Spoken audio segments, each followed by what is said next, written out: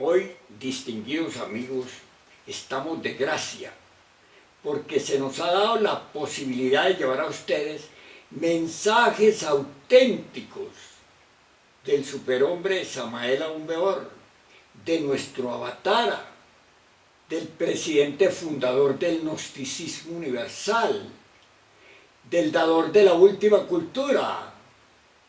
Y vamos a escuchar en sus propias palabras una cátedra. Pero antes permítanme decirles que se trata de el sexo, el hombre y los charlatanes académicos en un estudio auténtico de la ciencia pura. En la antropología del superhombre Samael Aún Weor, con sus facultades superlativas del ser.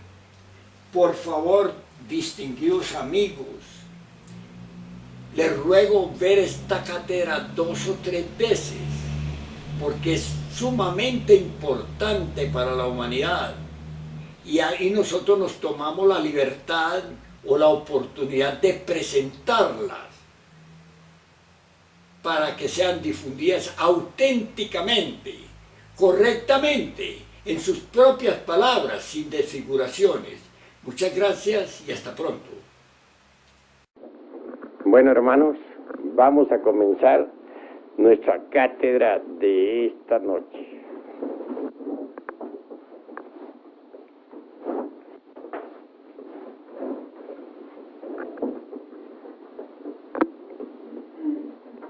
Incuestionablemente, la humanidad terrestre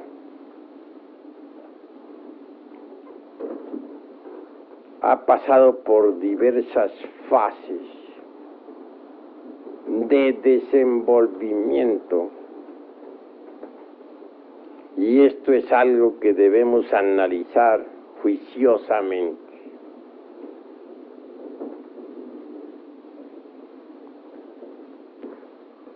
Se habla de la evolución mecánica de la naturaleza, del hombre y del cosmos.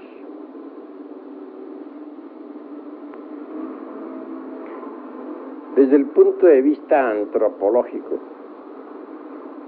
hemos de comprender que existen dos clases de evolución. La primera se iniciaría, obviamente, con la cooperación sexual debidamente comprendida en todos y cada uno de sus aspectos.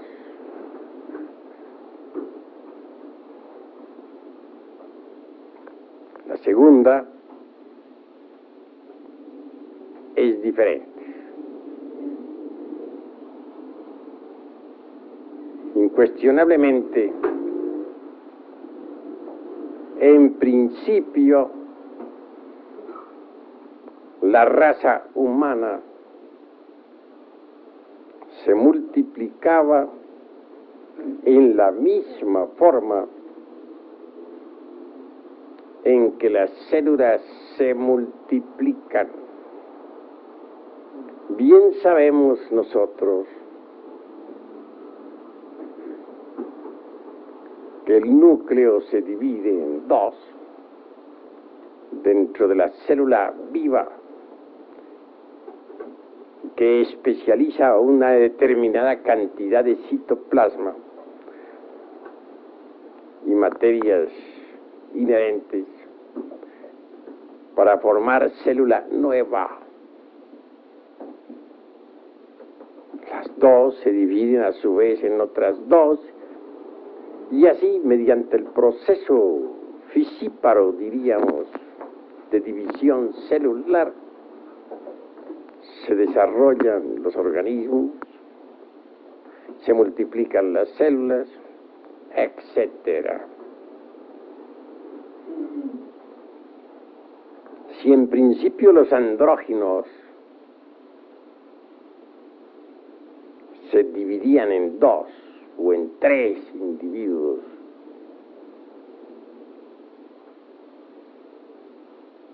Para reproducirse.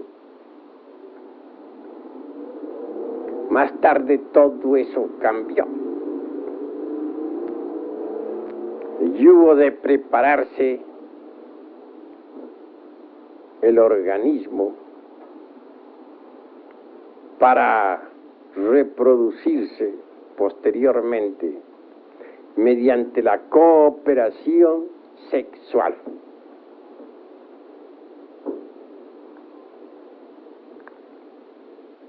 Obviamente, fue en la Lemuria, continente situado otrora en el Océano Índico,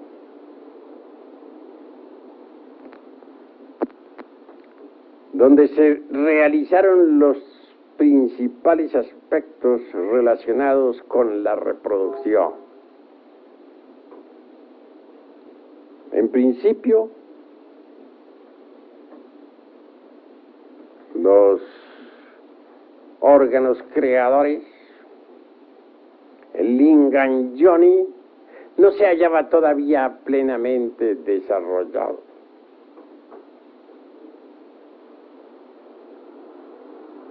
Se hacía necesario que estos órganos de la especie cristalizaran totalmente y se desenvolvieran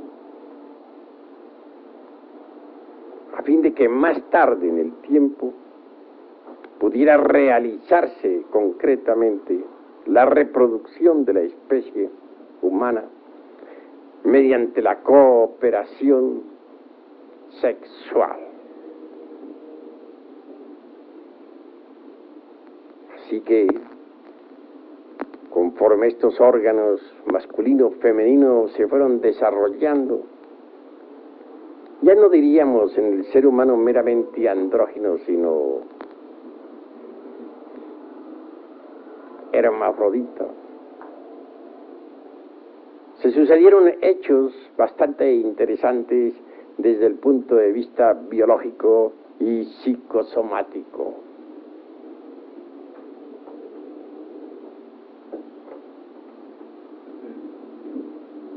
La célula fertilizante, por ejemplo, lograba hacer contacto con el óvulo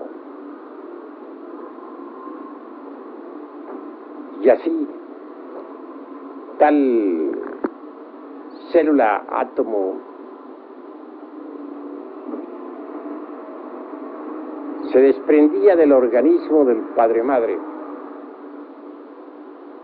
para desarrollarse y desenvolverse. Como secuencia o corolario, mediante procesos muy delicados devenía luego una nueva criatura.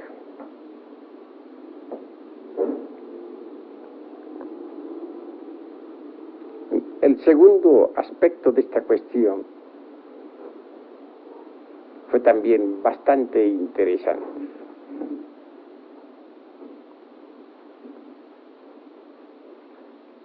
Si bien es cierto que en principio gérmenes vivientes se desprendían como radiación atómica para desarrollarse exteriormente y convertirse en nuevas criaturas,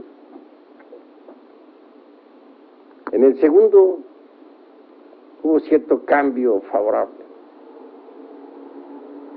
Podría decirse que el huevo fecundado, el óvulo que normalmente el sexo femenino elimina de sus ovarios cada mes, tenía cierta consistencia extraordinaria. Era ya un huevo en sí mismo, en su constitución intrínseca. Un huevo fecundado interiormente dentro del padre-madre, dentro del hermafrodita. Un huevo que al salir al mundo exterior podía desenvolverse o incubarse hasta que al fin se abría para que una criatura emergiera de allí, criatura que se alimentaba con los pechos del padre madre.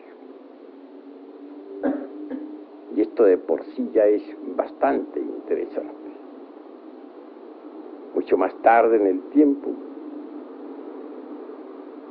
fue notándose que ciertas criaturas devenían a la existencia con un órgano más desarrollado que otro. Al fin llegó el momento en que la humanidad se dividió en sexos opuestos. Cuando esto sucedió, cuando esto acaeció, entonces se necesitó la cooperación sexual para crear y volver nuevamente a crear.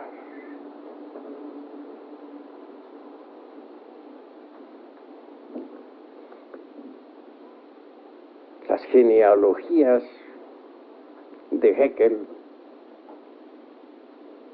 con respecto al posible origen del hombre y nuestras tres razas primordiales que no encajan dentro de esta antropología materialista que hoy en día invade al mundo, desgraciadamente, son en verdad el hazmerreír de los antropólogos materialistas, enemigos de lo divinal. Ellos se burlan por igual, tanto de la genealogía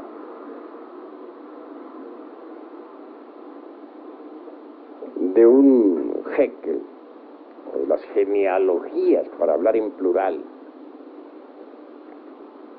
como de los linajes aquellos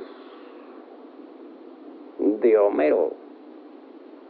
Recuerden ustedes claramente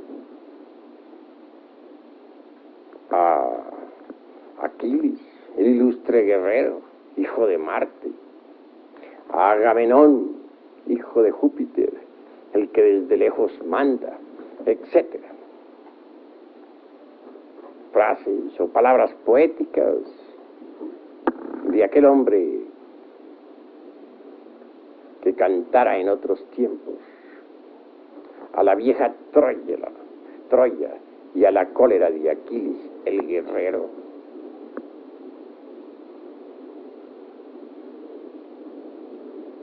Tenemos que hablar muy claro en todas estas cuestiones antropológicas. Es obvio. Los científicos de esta época tendrán que resolverse por Paracelso, el padre de la química, o por el Saussure de Haeckel, el famoso Saussure mitológico.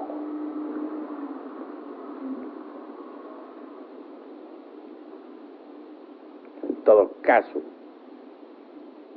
es mucho lo que tenemos que analizar e investigar dentro del terreno exclusivamente antropológico.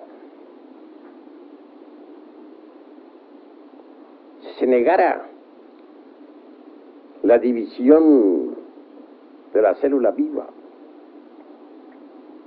o el proceso reproductivo primigénito o primordial, tendría que negarse también, de hecho, la reproducción del monerón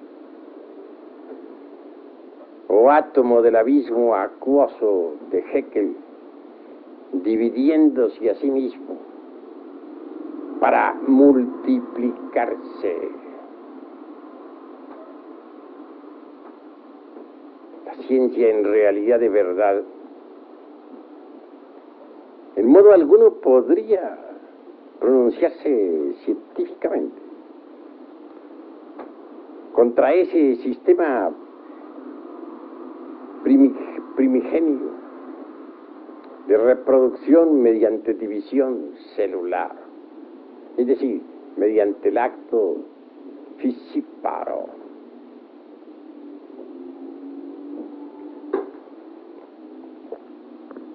Sin embargo, nos damos cuenta claramente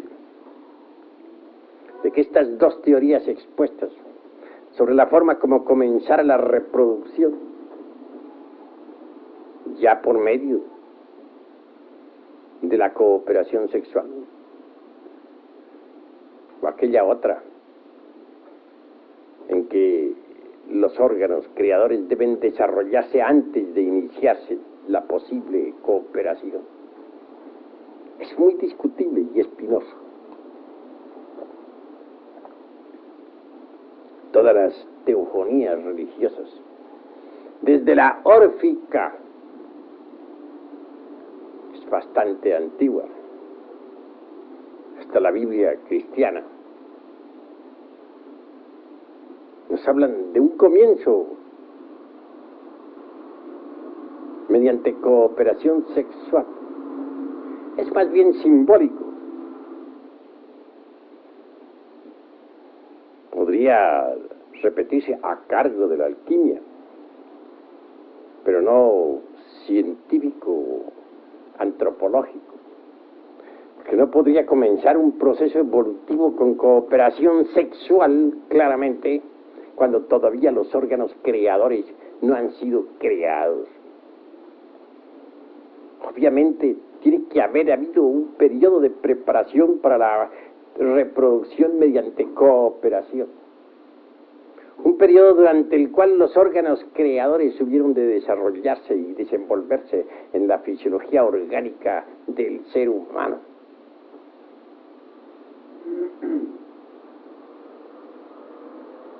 Las escrituras religiosas, tanto del Oriente como del Occidente, han sido muy alteradas, excepto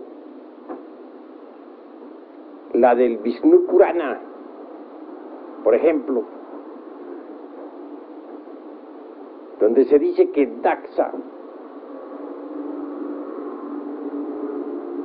después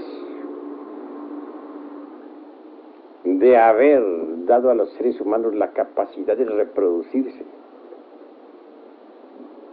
mediante la cooperación,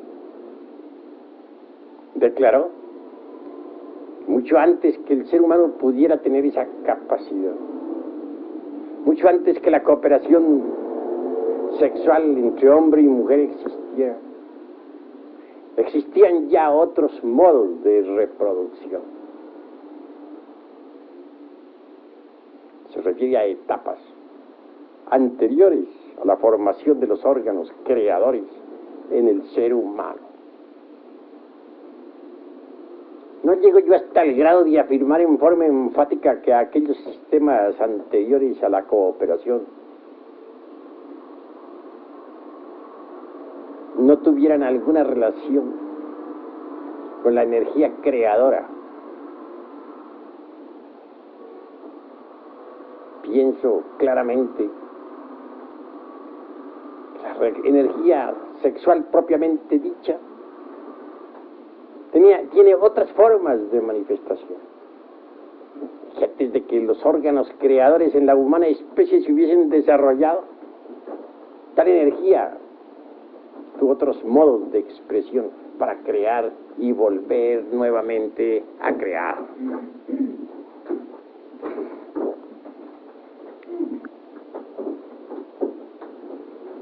Es lástima que las Sagradas Escrituras de todas las religiones hayan sido adulteradas. Bien sabemos que hasta el mismo Esdras no dejó de alterar un poco el Pentateuco en la Biblia hebraica.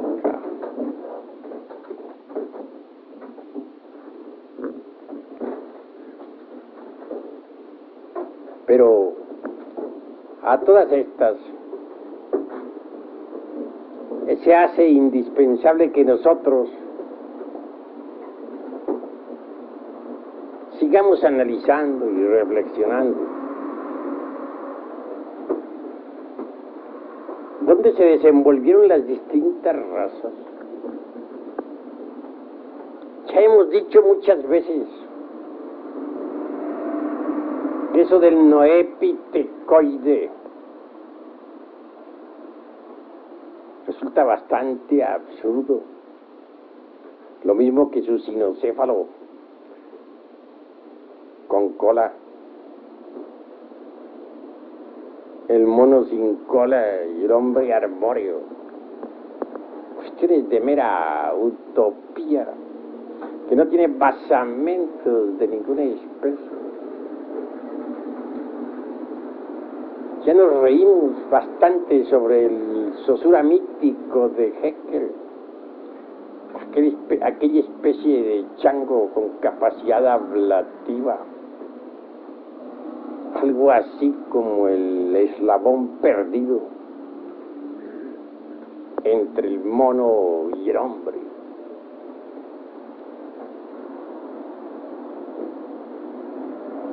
Así hace necesario saber dónde se han desarrollado estas razas.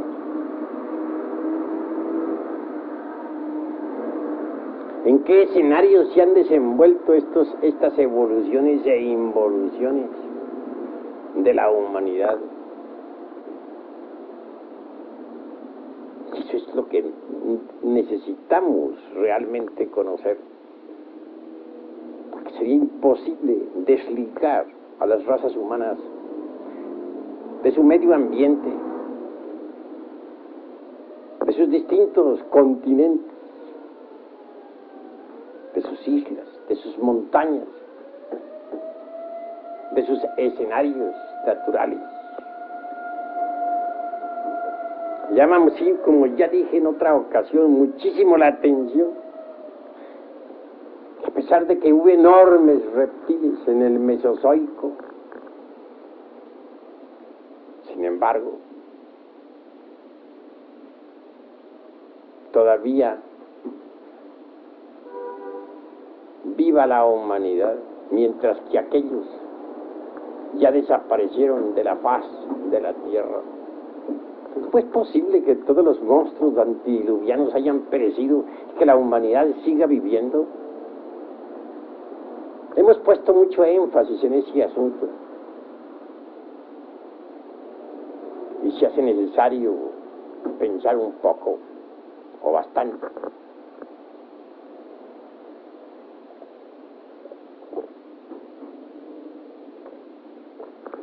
Que el ser humano esté relacionado con su ambiente es algo que no se puede negar.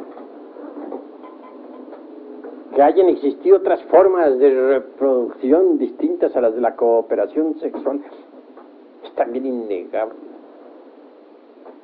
Pero conviene conocer algo sobre el ambiente donde se desarrollaron las distintas razas. Urge que poco a poco vayamos estudiando los distintos escenarios de la naturaleza. No negamos en modo alguno que hay hechos que los astrónomos verdaderamente no conocen.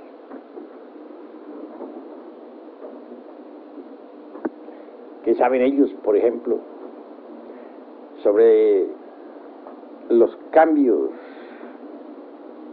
o modificaciones del eje de la Tierra en relación con la oblicuidad de la elíptica?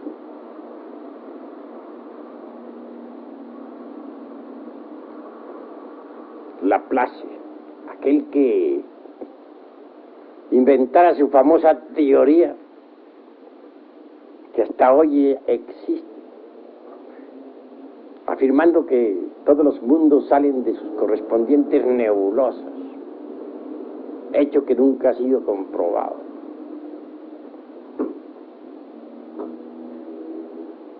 llega hasta decir fanáticamente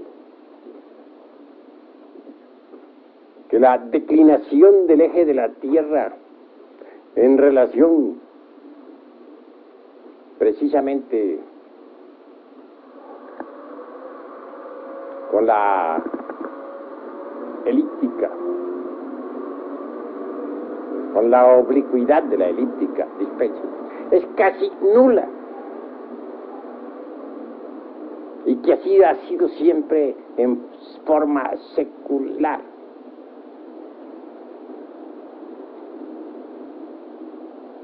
La geología incuestionablemente está en contra, hasta cierto punto,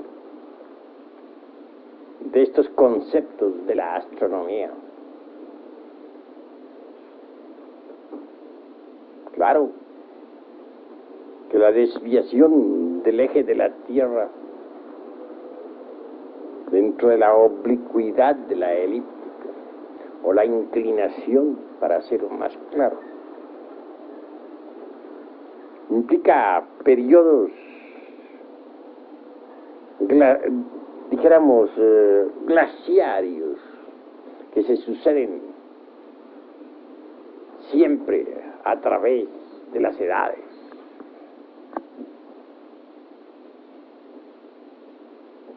Si negáramos los periodos glaciarios, estaríamos afirmando cosas absurdas, porque las glaciaciones están completamente demostradas y tienen su base precisamente en la desviación del eje de la Tierra, en su inclinación dentro de la oblicuidad de la elíptica.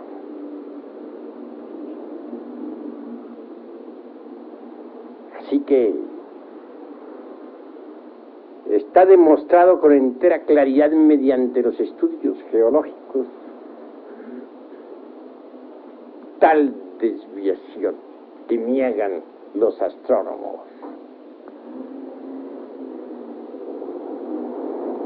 Geología y astronomía se encuentran pues opuestas en esta cuestión. Hay pruebas de tremendas glaciaciones. Ya Magallanes anota determinadas épocas de calor o trópico en el Ártico, acompañadas simultáneamente de glaciaciones y frío intenso en el Antártico. Hemos llegado a un punto bastante interesante, y es esta cuestión de los glaciales.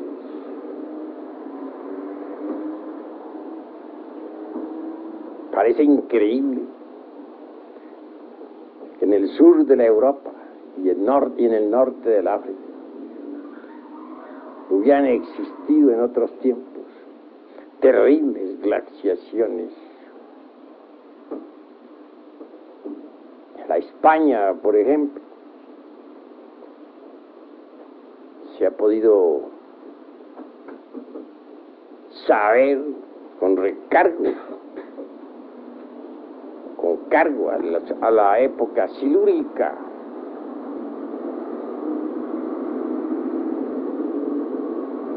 que existieron glaciaciones tremendas.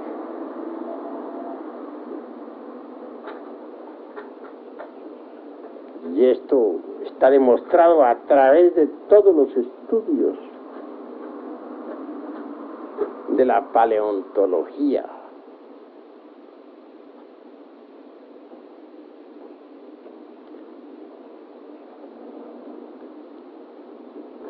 En tanto, nadie podría hoy en día negar que se han descubierto, por ejemplo, en la Siberia, y especialmente en la desembocadura de ciertos ríos, como el Obi y otros.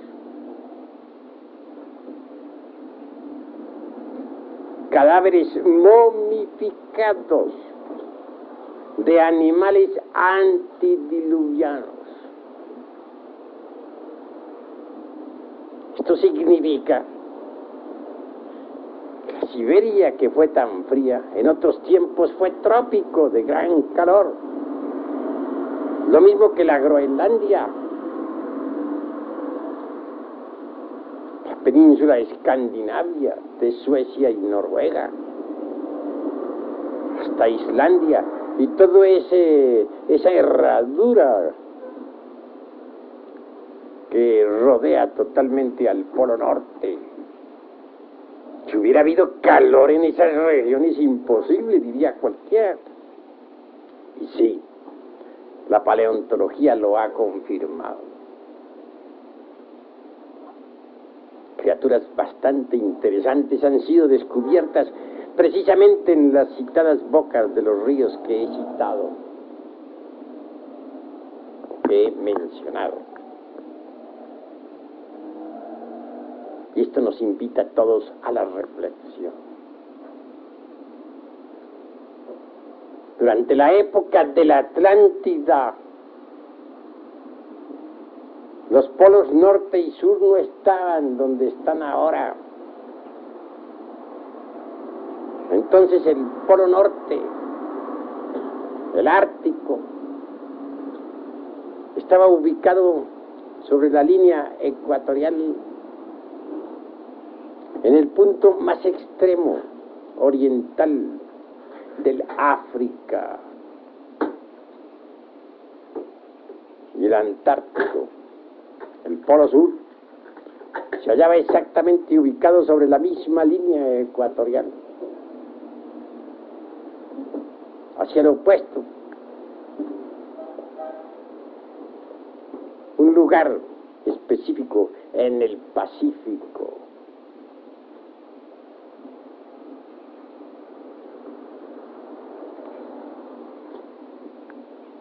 Ha habido pues cambios tremendos en la fisonomía del globo terrestre. Los verdaderos mapas antiguos son desconocidos para los sabios de esta época. Pues en las criptas secretas de los lamas en los montes Himalayas hay mapas de la tierra antigua.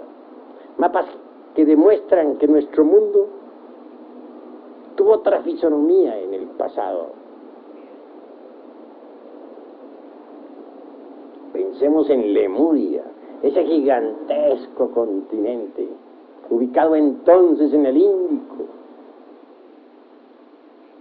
Estaba unido a Australia, pues Australia es parte de la Lemuria, lo mismo que toda la Oceanía. El Ártico se hallaba ubicado en el punto más oriental sobre la línea ecuatorial del África. Todo era diferente, distinto,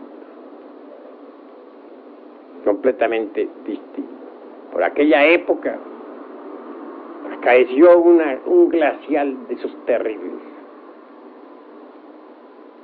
Esa glaciación se proyectó precisamente desde el polo ártico, ubicado en el África, hacia la Arabia, o sea, hacia el sudoeste del Asia. Y también cubrió completamente, o casi completamente, a la Lemuria. Toda esa zona se le llenó de hielos, mas no logró pasar tal glaciación, el Mediterráneo.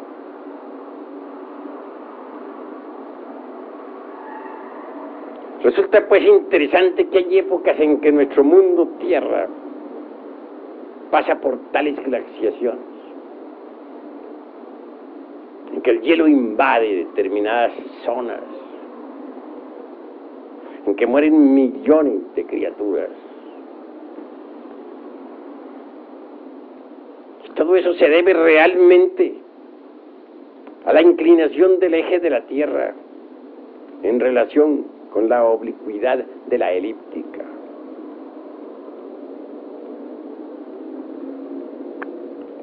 El ser humano ha tenido que desarrollarse en distintos escenarios. Y nosotros debemos conocer a fondo cuáles son esos escenarios. Cómo surgió la América, cómo apareció la Europa, cómo se hundió la Lemuria, cómo desapareció también la Atlántida. La Lemuria fue aceptada por Mr. Darwin y existe todavía en el fondo del Océano Índico. A través de sucesivas conferencias iremos estudiando todos estos escenarios donde la raza humana se ha desenvuelto. Obviamente, los organismos han pasado por distintos cambios morfológicos en tales o cuales ambientes. Si dijéramos nosotros, por ejemplo, que el animal intelectual equivocadamente llamado hombre tiene por antepasado al famoso ratón, de que hablan ahora tanto los antropólogos materialistas, o mejor dijéramos al runcho citado por los suramericanos, estaríamos francamente falseando la verdad. Está el ratón enorme o runcho de Suramérica. Ya sabemos que deviene originalmente de la Atlántida de Platón, que mucho antes de que existiera la Atlántida, el hombre existía. O entonces el hombre es anterior al famoso runcho atlante, o ratón, como se le cita ahora por estos tiempos. Si dijéramos que el hombre deviene originalmente de ciertos primates y más tarde de ciertos homínidos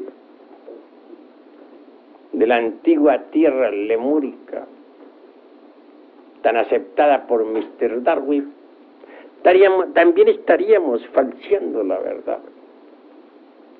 Porque antes de que los simios existieran, mucho antes de que hubieran aparecido los tan cacareados primates u homínidos, el hombre ya existía. Aún más, antes de que la reproducción de las especies se desenvolviera por cooperación, el hombre ya existía. El hombre es muy anterior todavía a la misma Lemuria, tan aceptada por Mr. Darwin.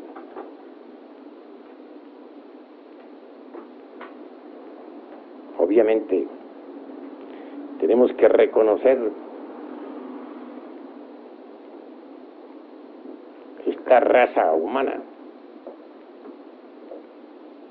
que ha sido estudiada en forma, dijéramos, superficial por los antropólogos materialistas y que ha pasado desde los tiempos monolíticos por las etapas del Eoceno, del Mioceno y del Plioceno, es más antigua todavía que los continentes Atlante y Lemur. Mas será necesario, repito, seguir estudiando los distintos escenarios de nuestro mundo para comprender mejor los diversos procesos de evolución e involución de las distintas razas humanas. Por de pronto, quiero decirles que nosotros los gnósticos somos firmes en nuestros conceptos y que si se nos pone a escoger entre un Paracelso como padre de la química moderna o un Haeckel como creador del famoso Saussure mítico, francamente nos resolvemos por el primero, por el gran sabio Paracelso. Hasta aquí mis palabras por esta noche. Paz inverencial.